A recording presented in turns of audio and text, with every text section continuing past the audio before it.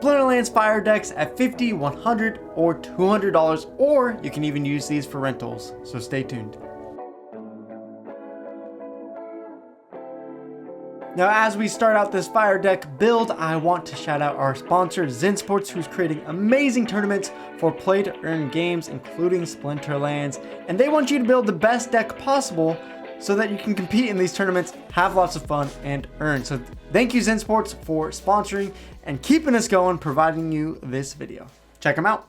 All right, Krills, are you ready to start building out your fire decks? I have options for you guys at $50, $100, or $200. Even if you are a small investor, you can get to these level decks just by playing. You can blog, you can win giveaways, and I know you can at least aim for a level $50 max fire deck. Now, to be honest, my favorite deck probably isn't Tarsa out of these Chaos Legion summoners. Maybe she's number 3 or 4 for me out of my most used. I more prefer Thaddeus and Kelia, but really any of these decks can be played in so many different ways, in so many different rule sets, that anyone, this could be their favorite deck, while I argue that, you know, Kelia is mine, or Thaddeus is mine, or General Sloan is mine. So this is a good, useful deck, and, you know, it doesn't matter if you can buy it, or maybe you can even use this as a rental guide to see which ones you can rent to push yourself into silver and gold.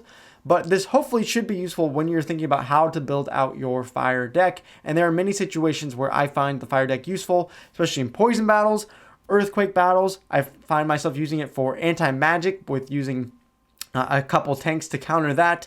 Opportunity or sneak attack can be very powerful with Tarsa as well, with the extra melee damage. So we're gonna give you guys some example builds. You can see on the left side here, this is my Chaos Legion video previously where I put all the breakpoints for these cards. I added untamed cards and reward cards because this is going to be a modern deck build. Remember, in a couple months there should be wild and format, and all those alpha, beta, some of those older promo cards won't be able to use in the modern format, only the wild, which if you are a newer player, you're probably not going to be buying all those expensive old cards. So we're going to be focusing more on the modern format.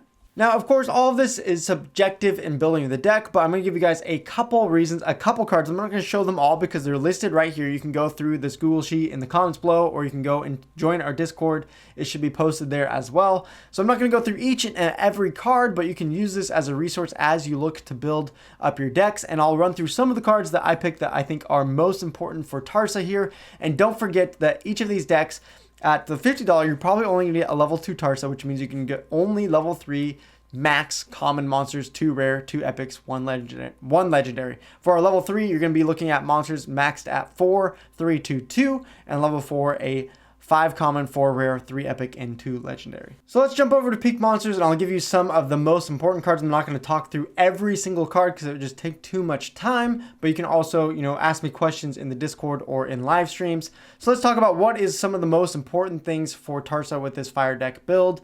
And the first one I want to shout out is Radiated Scorcher. Getting it to level 3 with Shatter can be good in situations when you can put a melee monster in middle and have an, you know, melee monsters rule set where they can attack in the sneak attack or attack from anywhere, or have equal opportunity, or have an opportunity attack applied to them. That Shatter to break their armor can be pretty powerful. I'd also recommend the Radiated Brute. This is going to be one of your go-to monsters. Having Tarsa level up its melee damage, you want to get it to at least level 2 for your cheaper decks so that you can get 2 speed and miss less. And then your more expensive decks, getting it to 3 melee plus Tarsa means it will pack a 4 melee damage punch from the reach position, which can be pretty dang powerful.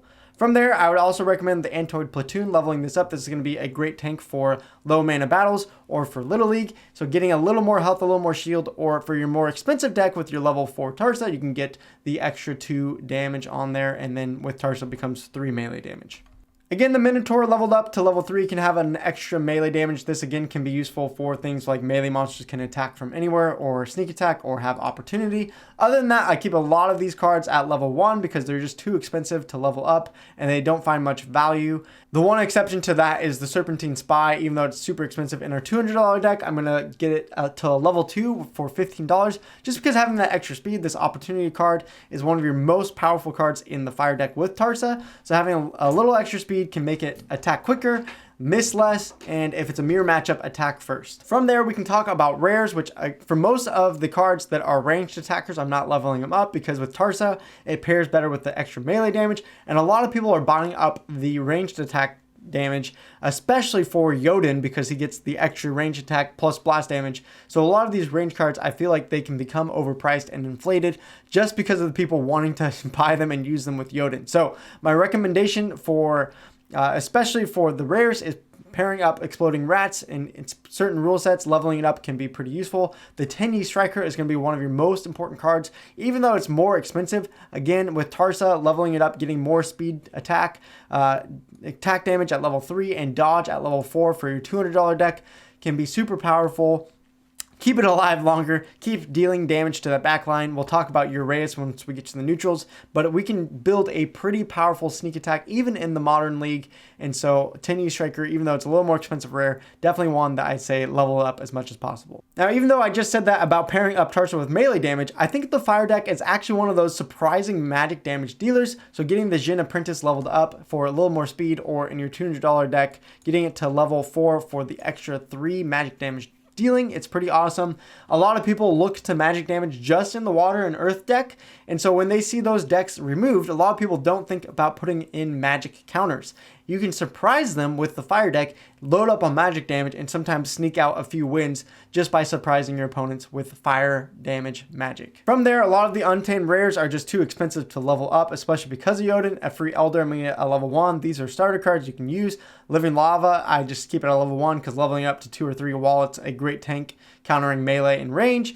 It is like $70 just to get it to level 3. So we're going to keep it at level 1, just use the starter card. Phineas Rage is a great card, even though we're already using the Radiated Brute for reach, because sometimes you want more speed, especially in situations like in Rage. This 5 speed can become, I think it's 8 speed when hit by Enrage, so that's pretty dang OP in my opinion. So even though it'd be great to level up Phineas to something like a level 3, it's just too expensive at this point, so we're just going to go grab the level 1. Epics and legendaries are most going to leave at level 1 just because of price, and because unless you have a level 4 Tarsa, you can't get level 3 epics, and level 2 epics for your level 2 or level 3 Tarsa really don't add much, usually just an extra health or so. So something like the Lava Launcher at $50 and $100 budget, we're just going to leave at level 1, but if you can get to the $200 budget, then you can afford and get the level 3 Lava Launcher, which will give you 4 range damage, and at that point, I think it's worth it to level up. Same thing with the Jin Inferni, we're going to leave at level 1 unless you're at the $200 budget where you can get that extra magic damage.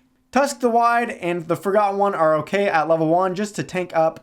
Tusk the Wide for magic damage can be a good counter, and then Forgotten One is mostly good for the poison battles. It's great at level 3 when it gets Retaliate, but it's just too expensive for us even in a $200 budget to fit it in because it's over 10% of our budget if we go for the level 3 Forgotten One. Again, I'm going to be skipping out on a lot of the range damage dealers because they're just so expensive at this point. Maybe you can argue Pyromancer is fun to have just for the extra blast opportunity there, so you can get a level 1 there. Legendaries are going to leave all at level 1, the Ifrit Rising, the Scorch Fiend, and the Grum. The only situation where that's not possible to get Grum is at the $50 range. It's pretty hard to fit it in a $50 budget because it is one of more of the expensive legendary airdrops. But for the $100 or $200 budget, definitely go grab a level 1 Grum Flame Blade. Then again, don't forget about neutrals. I didn't put it in the $50, $100, or $200 budget because I think you can use these neutrals anywhere across all your decks, so I'm not counting it towards the budget. But let's talk about some of the ones that synergize most with Tarsa. And starting with Chaos Agent, you're going to at least get a level 2 so that you can have the dodge. Level up to 5 for your $200 budget deck if you can, because you can get more health, more speed, and soak up more opportunity, more snipe.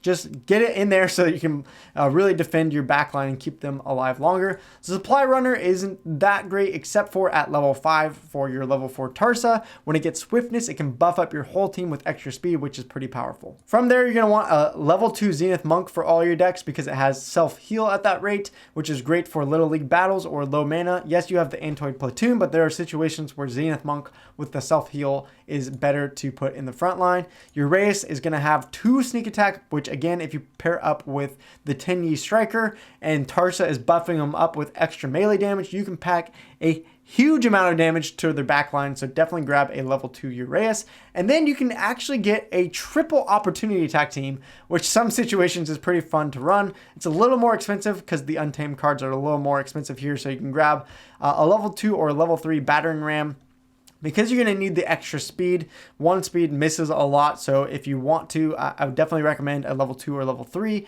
With Tarsa, it's going to get 2 melee damage for the opportunity, and then Parasitic Growth, again, more expensive, but if you can level it up, a level 3, it gets an extra melee damage, and level 4 from maybe your more expensive deck, you can get 2 speed on it as well. Other than that, again, the Magi of Chaos can surprise enemies by loading up your fire team with a lot of magic damage, and so keeping it at level 1 is fine, except for maybe once you get to that level 4 Tarsa, that's when you can add that 3rd magic damage, which can be pretty powerful for your magic damage team. And then legendaries, you really just want Legionnaire and Spirit Hoarder at level 1. You can make an argument that for Tarsa, you don't even really need them. It's kind of nice to have an extra magic counter, but you already have Grum, you already have Tusk the Wide as a tank, so you don't really need Legionnaire.